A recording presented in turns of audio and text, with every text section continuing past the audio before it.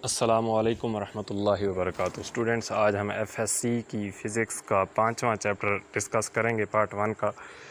इसमें जो सबसे पहला टॉपिक है वो है एंगुलर डिस्प्लेसमेंट का, इसकी डेफिनेशन, इसका प्रूफ और इसकी डायग्राम। ये शॉर्ट के हवाले से मैथ में भी बहुत ही ज़्यादा इंपॉर्टेंट है और फिज़िक्स में भी बहुत ही ज़्यादा इंपॉर्टेंट है। इसके अलावा एंगुलर वेलोसिटी, इसकी डेफिनेशन, इसका फार्मूला, एंगुलर एक्सेलरेशन, इसकी डेफिनेशन, एंगुलर एक्सेलरेशन का फार्मूला और इसकी डेफिनेशन। इसके बाद relation between angular velocity and linear velocities and relation between angular momentum and linear momentum. ये आपको लाजमी 2 फार्मूले आने चाहिए। इसके अलावा इक्वेशंस ऑफ एंगुलर मोशन,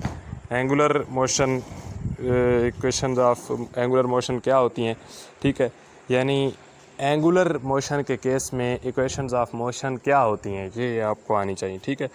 इसके अलावा एग्जांपल 5.1 ये शॉर्ट के हवाले से मोस्ट इम्पॉर्टेंट है। इसके अलावा सेंट्रीपिटल फोर्स वाला टॉपिक, ये लॉन्ग के हवाले से आपने लाजमी करना है, ये पेपर में लाजमी आता है और ये आप बेहतर होगा कि कॉलेज फ़िज़िक्स से कर लें। वहाँ पे इसकी 3 डायग्राम्स हैं और पूरी इसकी लॉन्ग के हवाले से डेरिवेशन आपने करनी है, तीनों की तीनों डायग्राम भी बनानी है और ये आपने पूरा टॉपिक करना है। इसके अलावा एग्जांपल 5.2 करनी है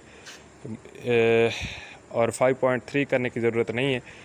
इसके बाद मोमेंट ऑफ इनर्शिया वाला topic and moment of inertia of various objects like hoop, disc, ring and cylinder, इसका आपको आना चाहिए, वैल्यू आनी चाहिए।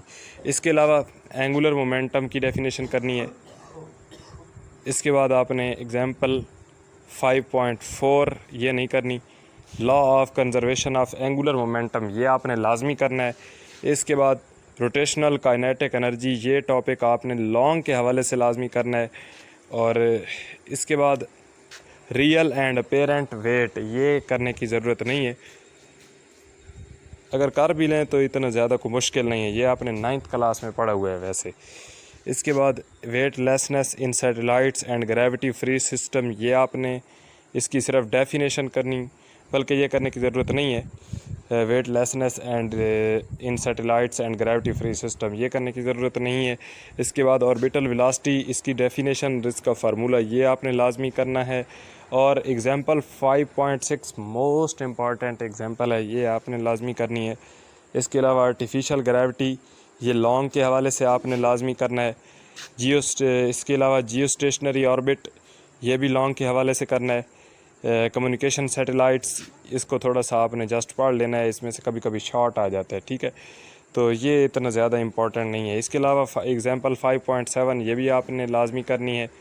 इसके बाद Newton's and Einstein's views of gravitation, इनको आपने पढ़ लेना है क्योंकि इनमें से अक्सर कोई ना कोई शॉर्ट आ जाता है, अक्सर पेपर में शॉर्ट आ जाता है। लॉन्ग के हवाले से ये इतने ज़्यादा इम्पॉर्टेंट नहीं है, ठीक है जी।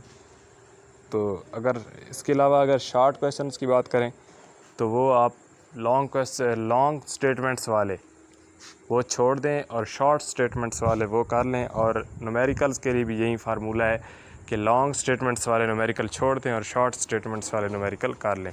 जज़ाकल्लाह। अगर वीडियो अच्छी लगी हो तो वीडियो को लाइक कर दें। आप